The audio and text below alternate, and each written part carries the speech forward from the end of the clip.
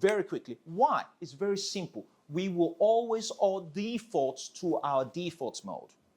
If you're someone that doesn't know how to handle 10 million, 20 million, 50 million, you will always default to what you can handle.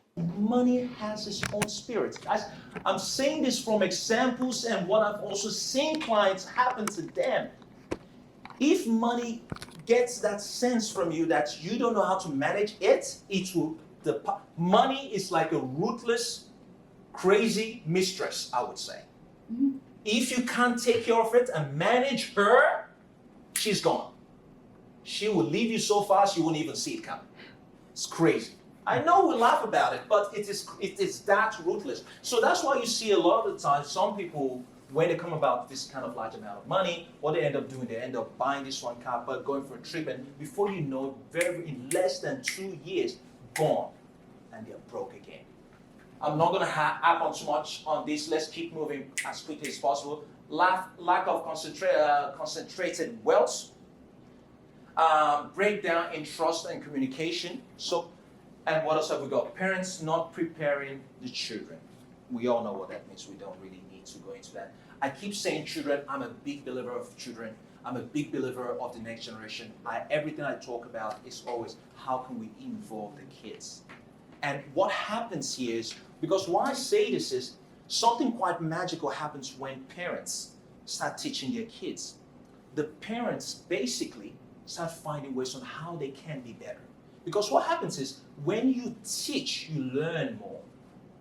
When you teach. So by you teaching your kids, you find yourself that you're becoming more prepared. Most especially when you get kids that go, but why? But why?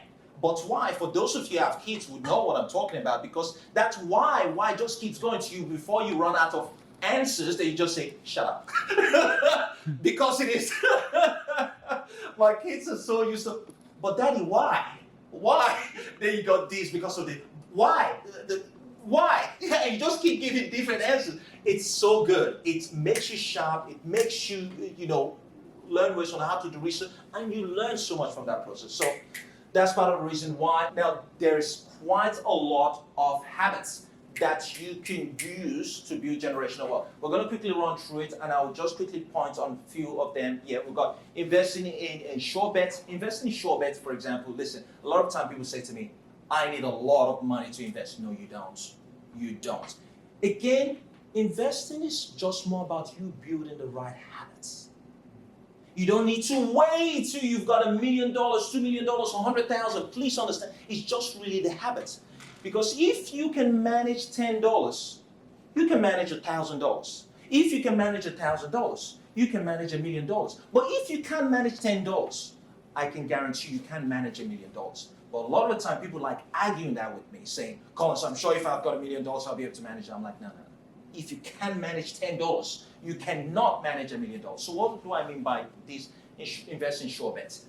There are simple things you can invest in. You can invest in fractional investing. You can invest in the S&P stock market as little as $5, $10, $100, and just basically, it's just setting up a disciplinary habits. Saying, okay, every month I'm going to invest $100. Get into the habits. I'm investing under it. I don't even see it automatically goes out. So for those of you that are PAYG employed, the same way the government takes out money from your salary without you even seeing, you got to be that disciplined and do things that way too as well. And say, okay, I'm going to invest this. And as your income goes up, you basically increase that amount. I've spent too much time on this particular segment, so let's move on. Investing in appreciating assets. We all know what that means. I'm not going to jump into it. Structuring it generational. Structuring it generational. There's a reason why it's written that way. Collins Mayaki is a global mentor and owner of multiple successful businesses. Collins Mayaki is a visionary speaker dedicated to personal growth and coaching sales teams to enhance company profitability. And family man to the core. He is the owner of multiple successful businesses. His mentoring extends to individuals, aspiring business leaders, guiding them in transforming their ideas into successful ventures. And is dedicated with a focus on both personal and professional growth, driving economic growth through innovative business strategies. Join Collins on this journey to turn aspirations into reality, fostering success worldwide. We all got to move beyond this idea of I'm structuring it based on now. Whenever you're thinking about your structure, you got to be thinking about the next generation. You got to start thinking the bigger picture. You got to start thinking 50 years from now, 100 years from now. And when you have that particular type of mindset, the way you look at things, the way you structure things changes. Absolutely changes. So again, it comes down to your mindset. Being a pioneer or trendsetter. Well, not everyone can come up with a great idea. But what this basically means is, even if you can't come up with a great idea, you can partner or connect yourself with people that are trendsetters. So for example, you've got Elon Musk, doing the SpaceX. I'll be more than happy to partner with, give him some of my money, because I can bet on him in the sense that this guy knows what he's doing with. So this is the type of approach you could take on a smaller micro level too as well. If you don't have the ideas, you can partner with someone else and basically invest in them too as well. Changing the business with the changing times, we all know what that is, recognizing and capitalizing on opportunities. This is it sounds simple, but it's so very extremely hard. Because how can you capitalize on opportunity if you don't know there's opportunity? Well, it starts off with basically you educating yourself.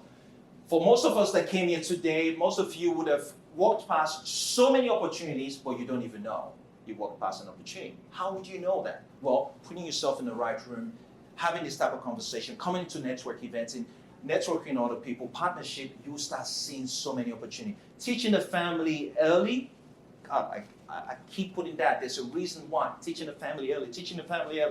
Staying away from spotlights. What that means is, listen, unfortunately, I say staying away from spotlights in the sense that when you get to a certain level, the only reason why I am on social media, for those of you that have taken out the time to go to my social media page, either being Facebook, either being whatever, taking out the time to do, you would look at it, you would notice that it's specifically based on work.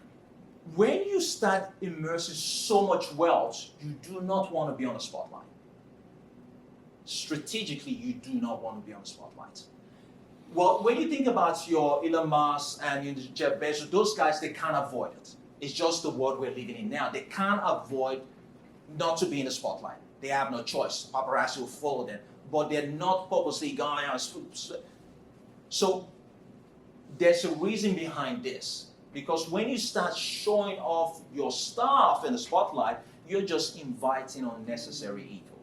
That's what I meant by that.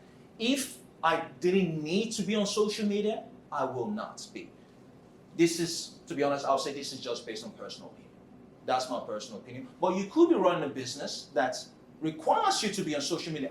By all means, absolutely, go for it. But your things that you're doing personally, I don't think it's a good idea. All right, cool. Leadership in the family based on merit. Basically, that explains itself. I'm just quickly going to run through this. Maintaining strong family connection. Again, I keep going back to family.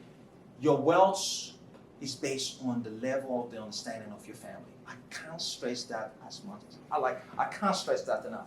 Building strong business network goes back to the old network we're talking about, and being cautious of who you bring into the fold, bring into your team, bring into your close network. Who you bring into it plays a massive role. Once you start elevating yourself to a certain level, you're going to be very strategic in terms of, okay, what is this person bringing to our team? You got to be very strategic, because if the wrong person you bring into your fold can either destroy the fold. That's why they also say that, if you consistently hanging around people that are heading nowhere, and these are 5 people, you most likely may end up being the 6th one too as well. So be very, very careful on that. Capitalization of certain aspects of law and loopholes. What this basically means is, we've all heard the saying in terms of the rich people are greedy, rich people basically try to evade tax, how do rich people avoid paying tax and things like that. this is where you really got to start to understand, depending on what country you're in, the laws, how can you play within the loopholes of the law that favors you, understanding that from a tax point of view, from a legislative point of view, how can you move around? But again, maybe most of you may not be here yet, but this is something you really got to start looking at. Even something simple as, I've got this industry super fund. I think a lot of us could relate to this. I've got an industry super fund. How can I use that to my own benefit? Should I be looking at creating a self-managed super fund, or should I leave it in my industry super fund? It depends, but looking at the loophole. So if I'm to convert it to an SMS, to a self-managed super fund, how's that going to look like when I do retire? So yeah, just understanding all that could go really a long way.